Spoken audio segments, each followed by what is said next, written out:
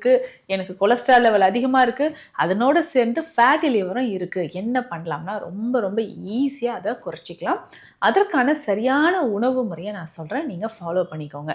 உங்களுக்கு cholesterol level, triglycerides, HDL, LDL அதாவது good cholesterol, bad cholesterol இது எல்லாமே எவ்வளவு இருக்குன்றத ஃபர்ஸ்ட் எந்த டேட்ல நீங்க டெஸ்ட் எடுத்தீங்களோ அத நோட் பண்ணி வச்சுக்கோங்க.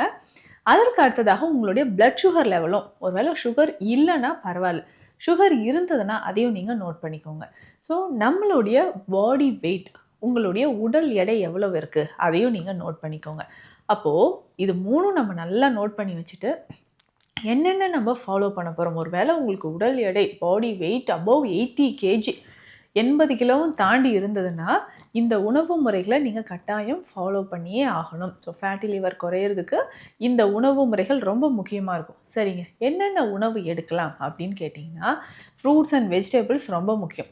இந்த காய்கறி வகைகளில் கல்லீரலுக்கு நன்மை தரக்கூடியது, ஃபேட்டி லிவரை குறைக்கிறதுக்கும் தொப்பை குறையிறதுக்கும் முக்கியமான காய்கறி வகைகள் என்ன?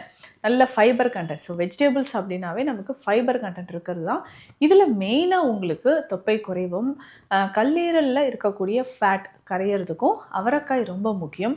மறக்காமல் அவரைக்காய் அடிக்கடி சாப்பிட்டுக்கணும். வாழைத்தண்டு, வாழைப்பூ இது ரெண்டுமே ரொம்ப முக்கியம்.